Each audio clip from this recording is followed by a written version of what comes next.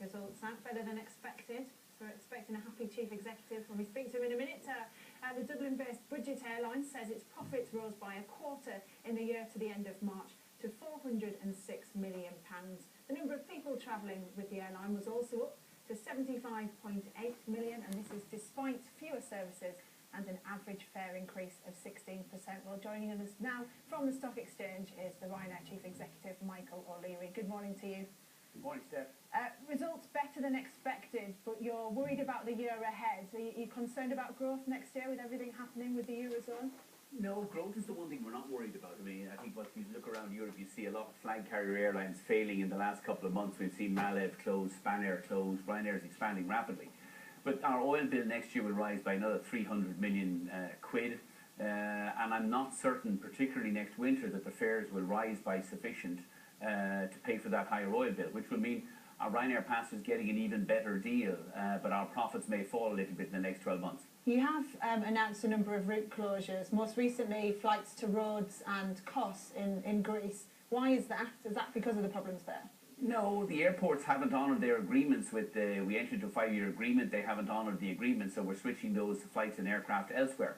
I mean, we're always closing some routes somewhere, but I think in the last 6 months we've opened up 300 new routes, because the demand for, Ryanair's low fares is extraordinary right across Europe. And I think the more Europe suffers recession and austerity, people don't stop flying, they don't stop going on holidays, they just switch from the high fare fuel surcharging carriers onto Ryanair's low fares. Now, when I said I was going to be interviewing you, I was instantly met by lots of people tweeting and messaging me saying about charges and the fact that you have so many hidden charges when you're booking a flight. Why do you do that? Why aren't you more upfront? Wouldn't you get more sales if you did that? Well, we've no hidden charges. They're all out in public. They're all optional. Every passenger can avoid them, and many passengers choose to avoid them. A check-in fee isn't optional. You have to check in. It is optional if you pay using the Ryanair recommended credit card. We waive the check-in fee. So you've got to have one of your credit cards. Doesn't seem fair for all those people who don't have a Ryanair card. I think we get the same kind of silly analysis on the BBC every year, Steph. We have 76 million passengers who find it fair and can't wait to get on board our service, and if needs be, pay the check-in fee. The credit card is available on the Ryanair.com website. We encourage you to use it. We actually don't want the fees. We'd like you to change passenger behaviour. And I think as we continue to grow, we continue to offer much lower fares than everybody else. Frankly, we're much happier to let the travelling public decide, and we frankly ignore some of the tweets and the Twitters you get this morning. OK, but one of your customers sent me a message, Gary Howarth from Bolton. He says, we used to fly Ryanair, but we've stopped. Despite what he says, we always feel cheated. We'd rather pay more up front than pay money slyly. And that's the point. Couldn't you have more customers if you were more up front?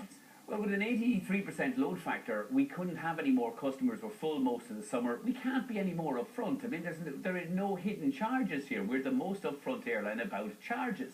We use baggage charges to persuade people not to travel with checked-in bag, and now only 75% of our passengers don't pay those fees. And so I think you should really be a bit more accurate in the questioning. We don't have hidden charges. They're all publicly available. And massive numbers, while Gary may go somewhere else and prefer to pay higher fares, most people want the lower fares, which is why this year, instead of 76 million passengers, we carry 79 million passengers. But you've put your baggage costs up as well. At Christmas, you put them up from £17 to, let me finish my question, you put them up from £17 to £21 during a peak time. Are you going to do that again in the summer?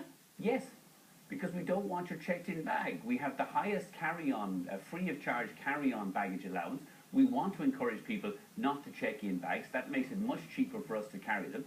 Carry on, most people have no difficulty doing it. 76% of our passengers no longer check in a bag. That means, by the way, they don't have to queue up at a check-in desk at all anymore. They don't have to wait for half an hour at a bloody baggage carousel either. Okay. It's a much better way to fly, which is why we're so popular. OK, thank you for your time this morning, Steph. Mr. O'Leary. Back to you both.